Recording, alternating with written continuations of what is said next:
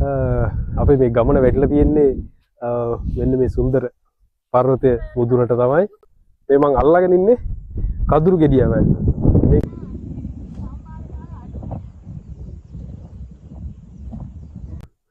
බොහොම වෙහෙසකර ගමනකට පස්සේ අපි හොයාගෙන ආපු දැනට ආවා. මේ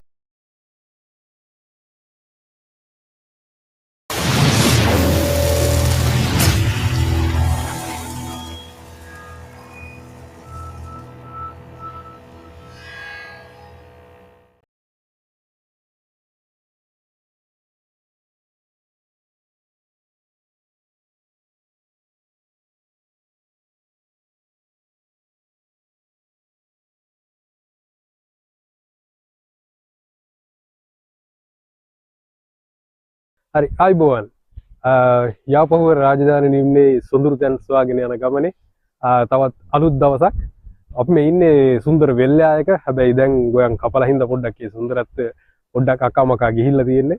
නමුත් ගොයන් තියෙන කාලේට බොහොම ලස්සන සුන්දර වෙල්යාය. අපි මේ මගේ පිටිපස්සෙන් තියෙන්නේ යාපහුව පර්වතය. අපි ඉන්නේ යාපහුව පර්වතේ ඉඳන් කිලෝමීටර් 2ක් විතර මෙහායින් තවත් සුන්දර ස්ථානයකට තමයි යන්න හදන්නේ. අපි දැන් මේ ඉන්නේ බොහොම ඓතිහාසික සුන්දර තැනක. මේකේ ඉතිහාසය ගැන අපි කතා කරමු ඉස්සරහට. ගමන පටන් ගන්න කලින් පොඩි දේවල් ටිකක් කියන්න. අපි ඇත්තටම මේ ඉන්නේ ක්‍රිස්තු පූර්ව යුගයේ අපේ මුතුන් මිත්තන් පය තියපු බිමක. ඉතින් අපි ඒ කොහොමද ඒක මොනවාද කොහොමද උනේ කියන එක තව ඉස්සරහට ගිහින් කතා කරමු. ඒ වගේ සාක්ෂියක් හොයාගෙන තමයි අපි මේ ගමන යන්නේ. අපි ගමන ඉස්සරහට ගිහින් බලමු ඒ මොනවාද කියලා. අපි මේ ගමන වැටලා තියෙන්නේ මෙන්න මේ සුන්දර පර්වතයේ මුදුනට තමයි. ඉතින් මේ කන්ද මුදුනේදී අපිට බලා ගන්න ලස්සන දේවල් ටිකක් තියෙයි. කතා කරන්න ගොඩක් දේවල් තියෙයි. ඉතින් අපි ගිහිල්ලා බලමු ඉස්සරහට.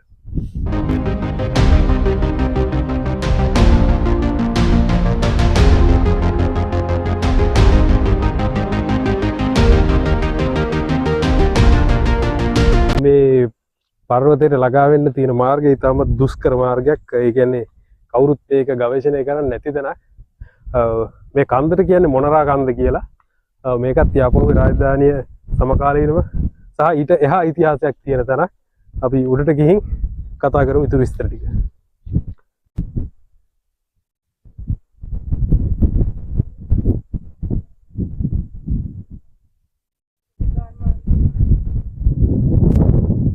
උඩට යන ගමන් මේ නැවතුණා මේ තවත් විශේෂ කාරණයක් කියන්නේ.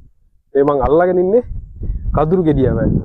මේ කදුරු ගෙඩිය වැල් තමයි ඉස්සර ගොවියෝ වීබිස්ස නිර්මාණය කරද්දී වීබිස්සේ ඒ වරු තට්ටුව නැත්තම් වරු හත්තිය කියලා කියනවා.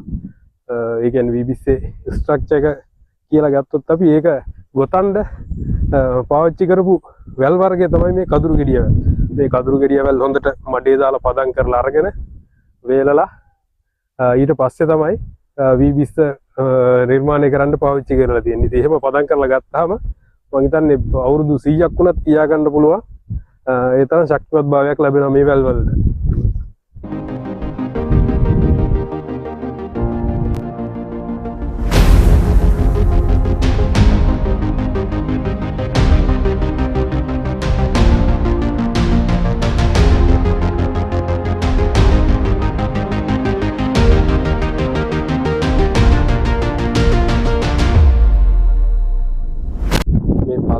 තියෙන වැව තමත් සුවිශේෂී වැවක්. මේකේ ඉතිහාසය පරාක්‍රමබාහු රජතුමාගේ රාජ්‍ය කාලය දක්වා දිව යනවා. ඒ කියන්නේ පරාක්‍රමබාහු රජතුමාගේ වයඹ පළාතේ සිද්ධ කරලා තියෙන වාරි කර්මාන්තය යටතේ කුළුවැව් කියලා ඉතා කුඩා පරිමාණයේ වැව් රාශියක් ඉදි කරලා තියෙනවා. ඉතින් මේ වැව් වලින් එකක් තමයි මේ වැව. මේ වැව හඳුන්වන්නේ අඹගහ වැව කියලා. ඉතින් ඊට පස්සේ මෑත යුගයේ ගත්තොත් වර්ෂ 1977 වගේ සමයේ ඒ කියන්නේ ජේ.ආර්. ජයවර්ධන ජනාධිපතිතුමාගේ පාලනය සමයේ තිබුණු කාලේ මෙතන මේ ප්‍රදේශයේ පුරා ලංකාවටම මේ ප්‍රදේශ පුරානේ මුළු ලංකාවටම මහා නියගයක් ඇවිල්ලා තියෙන ගානක්. ඉතින් මේ කාලේ දුරස්වල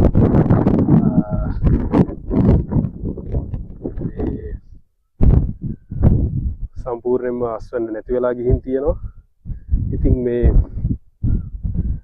ඒ කාලේ අනාථ ආධාර කියලා වැඩසටහනක් ක්‍රියාත්මක වෙලා තියෙනවා. ඒ කියන්නේ ගමේ පොදු මොන හරි කටයුත්තක් කරන්න ඕනේ. ඒ කියන්නේ වැව් බැම්මක් පිළිසකර කිරීම, පාරක් හැදීම වගේ සමාදාන කටයුත්තක් කරපුවාම ඒ රජෙන් ආධාර ලබලා දීලා තියෙනවා.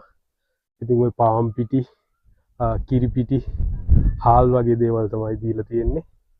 ඉතින් ඒ ආධාර වැඩසටහන යටතේ මේ බැම්ම මේ වැව ප්‍රසංස්කරණය කිරීම කරලා තියෙනවා. වගේම වැවේ බැම්ම ටිකක් දීර්ඝ කරලා වැවේ ධාරිතාවය වැඩි කරගෙන තියෙනවා.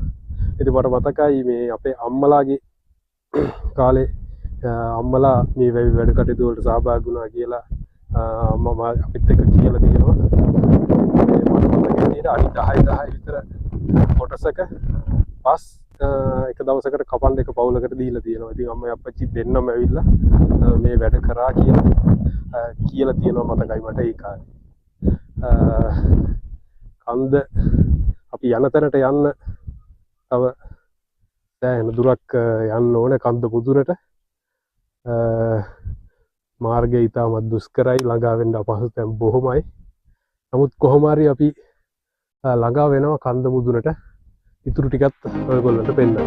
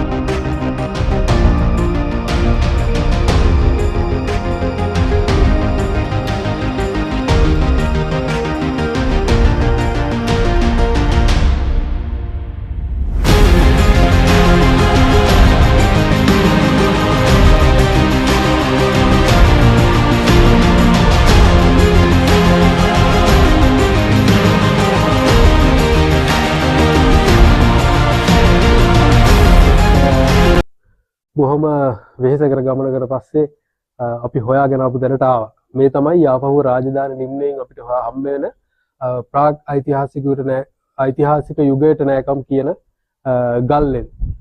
ඒ කියන්නේ ක්‍රිස්තු පූර්ව 900 විතර ප්‍රාග් ඓතිහාසික මානවයා ජීවත් වුණ බවට පුරාවිද්‍යාඥයින් දැනට සාක්ෂි සාධක සහිතව හොයාගෙන තියෙන ලෙන් කීපයක් තමයි මේ තියෙන්නේ. මෙතන තියෙන ලෙන් සංකීර්ණයක්. මේ පැත්තේ ලෙන් දෙකක් තියෙනවා. මෙතනින් එහා පැත්තේ ලෙනක් තියෙනවා. ඒ ලෙනට යන්න අර මම පෙන්න අතනින් සිදුරක් හදලා තියෙනවා. ඒ සිදුරෙන් තමයි එහා මෙහා යන්න පුළුවන්.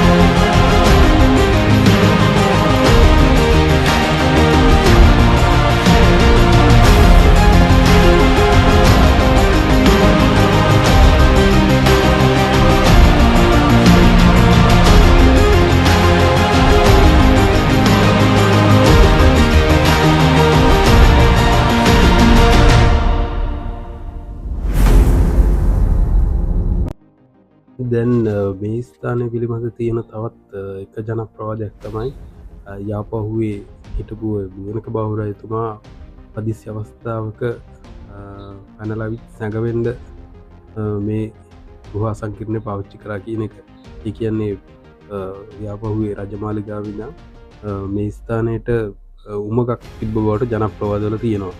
හැබැයි නමුත් මේ වන කොටත් එහෙම උමගක් හමුණු බවට කිසිම සාක්ෂයක් නැහැ.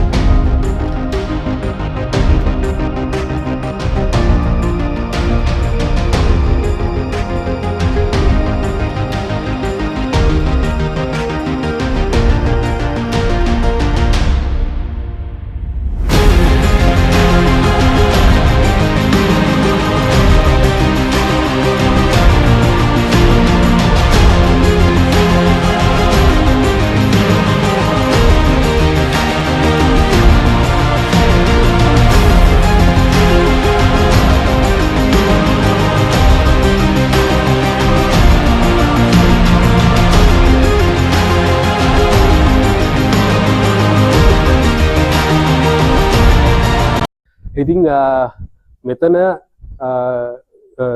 තිරුවාන වලින් හදපු ආයුධ වගේ දේවල් මෙතන සිද්ධ කරු පර්යේෂණ වලින් පුරා විද්‍යාඥයෝ සොයාගෙන තියෙනවා.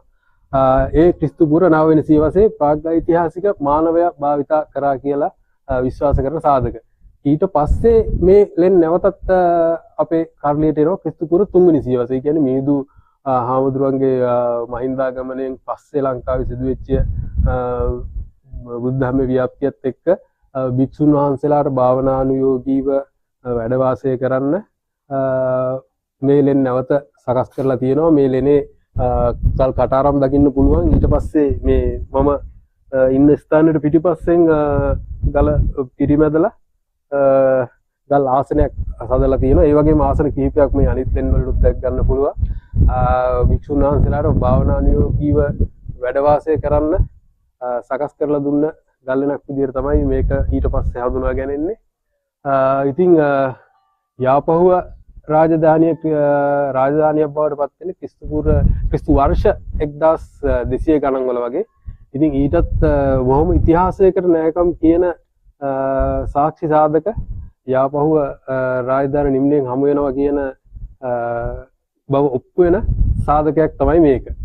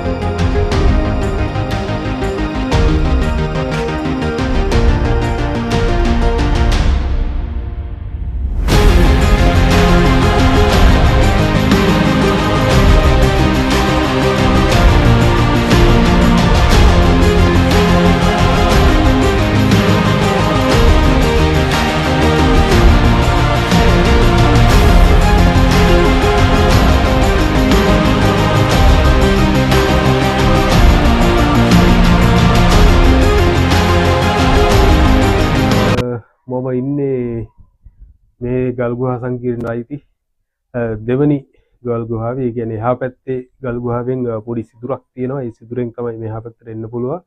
ඉතින් මෙතනින් පල්ලෙහාත් තව ලෙනක් තියෙනවා. ඒකට ළඟා වෙන්න විදිහක් නැහැ. කඹයක් ආධාරයෙන් වගේ තමයි ඒකට ළඟා වෙන්න වෙන්නේ. ඉතින් එහෙම පහසුකමක් නැති හින්දා අපිට එහෙම ළඟා වෙන්න විදිහක් නැහැ. ඉතින් අපි මේ හොයාගෙන ආපු තැන පිළිබඳව සාක්ෂි සාධක සහිතව මහාචාර්ය සෙනරත් දිසානායකයන් විසින් ලියපු අසිරිමත් යාපහුව කියන පොතේ සියලු විස්තර සඳහන් වෙලා තියෙනවා. මේ පිළිබඳව වැඩිපුර අධ්‍යයනය කරන්න කැමති කෙනෙක් ඉන්නවා නම් ඒ පොත පරිශීලනය කරලා තොරතුරු හොයාගන්නත් පුළුවන්.